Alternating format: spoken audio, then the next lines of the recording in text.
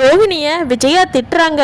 என்னடி டைவர்ஸ் பேப்பரில் சைன் போட்ட வர்றப்பவே வயிற்றுல பிள்ளையும் வாங்கிட்டு வந்திருக்கிற, உனக்கு என்ன ஒரு தைரியம் நெஞ்செழுத்து இருந்திருந்தா இன்னும் மனோஜ்கிட்ட டைவர்ஸ் வாங்காததுக்கு முன்னாடியே வயிற்றுல குழந்தையோடு வந்து நிற்ப. சை கருமம், உன்னையெல்லாம் போய் மனோஜுக்கு கட்டி வச்சம்பாரு. என்ன சொல்லணுண்டி, எல்லாரும் என்ன செருப்பால் அடிப்பாங்க, அது நான் வாங்கித்தான் ஆகணும். உன்னை போய் கட்டி வச்சிருக்கிறான் பாரு என் பையனுக்கு. டே மனோஜ், பாத்தியாடா, இப்போவாவது இவகிட்ட இருந்து டைவர்ஸ் வாங்கலான்னு சொன்னனே, பரவாயில்லடா. இல்லைனா முதல்ல கிருஷை வந்து அப்பா அப்பான்னு உன்னை கூப்பிட சொன்னா, இப்போ எவனோடையோ குழந்தைக்கு உன்னை அப்பா அப்பான்னு கூப்பிட சொல்லியிருப்பாடா. நல்ல வேலைடா மனோஜ், உன்னை இந்த மாதிரி ஒரு பெரிய சதியிலிருந்து தப்பிக்க வச்சுட்டேன்டா.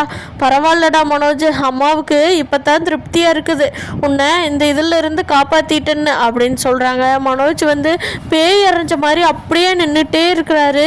ரோஹிணியும் எதுவுமே பேசாமையே நின்றுட்டுருக்குறாங்க.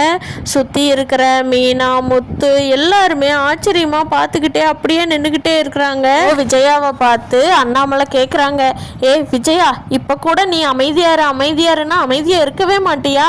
ஓ வாய் என்னதான் வாயோ, இரு சம்மந்தப்பட்டவங்க 2 பேரும் பேசட்டும்.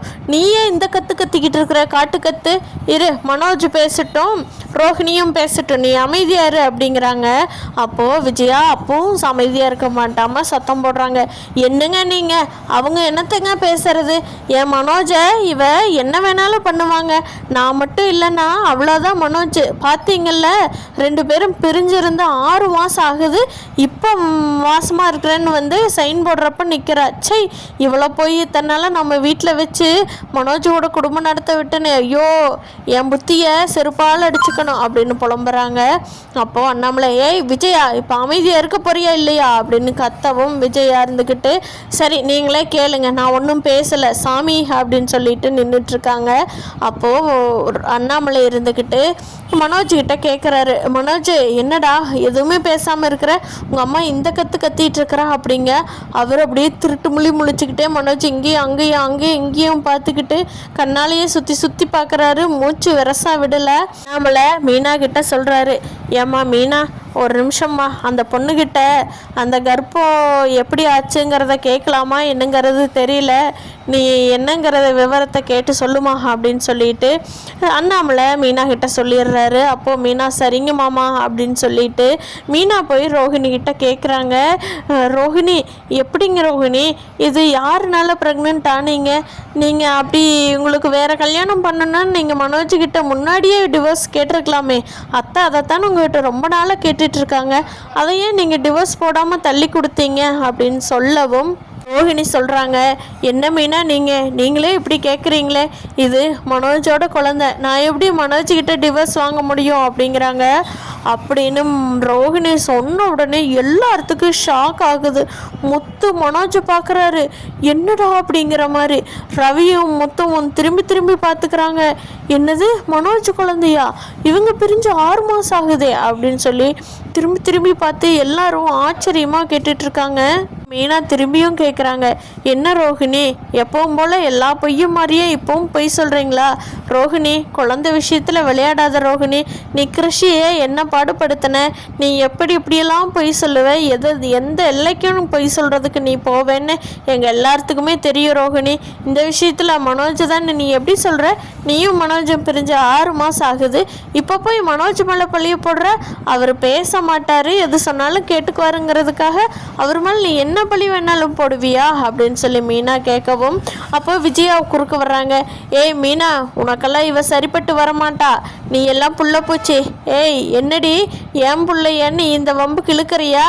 என்ன மனசில் நினச்சிக்கிட்டே நீ என் புள்ள மேலே பழிய போட்டுட்டா டிவோர்ஸ் வாங்காமல் அப்படியே இன்னும் குழந்தைய எங்கெங்கேயோ போய் குழந்தைய பெற்றுக்கிட்டு வந்து இந்த வீட்லேயே எங்களை தாத்தா பாட்டின்னு கூப்பிட்டு வளர்த்திக்கலாம், அதுதானடி உன் பிளானு?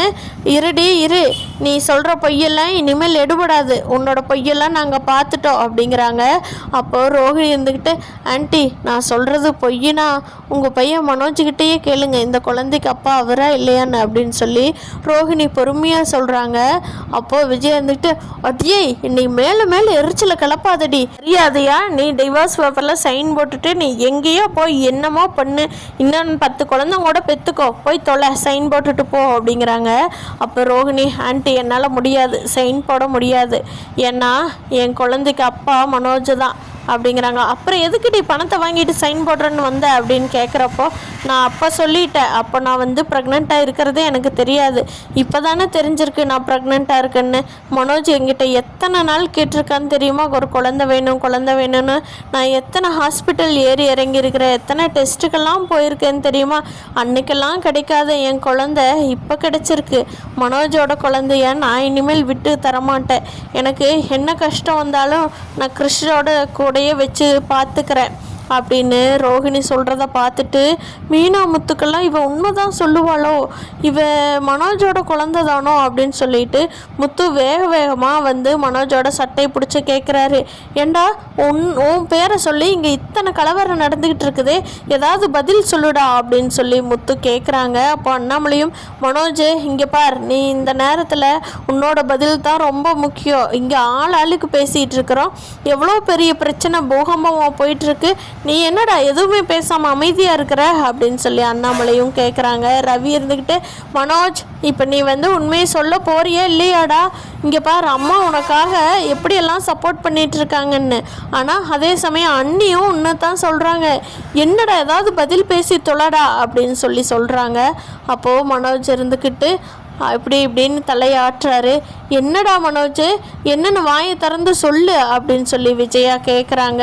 அப்போது மனோஜ் வந்து உண்மையை ஒத்துக்கிறாரு. ஆமாம்மா, அந்த குழந்தைக்கு அப்பா நான் தான் அப்படின்னு சொல்லி. விஜயாவுக்கு வந்தது பாருங்க கோபம், ஓங்கி மனோஜ் அடிக்கிறாங்க. மனோஜுக்கு கண்ணமே செவந்துருச்சு. திருப்பி அடின்னு அடிக்கிறாங்க மனோஜை விஜயா.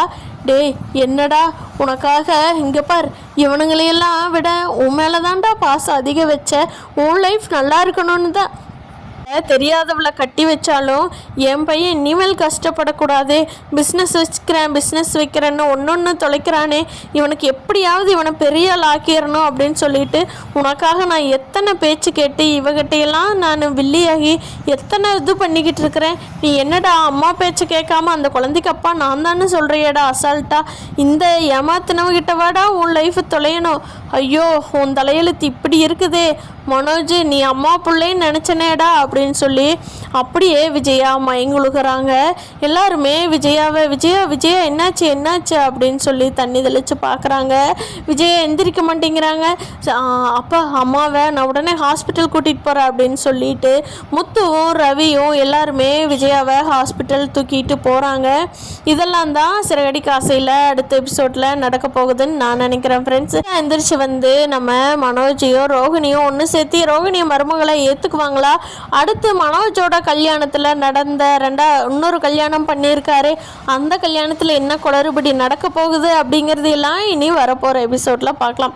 இந்த வீடியோ பிடிச்சிருந்தா லைக் பண்ணிக்கோங்க, நம்ம சேனல் இன்னும் சப்ஸ்கிரைப் பண்ணாதவங்க சப்ஸ்கிரைப் பண்ணிக்கோங்க. தேங்க்யூ.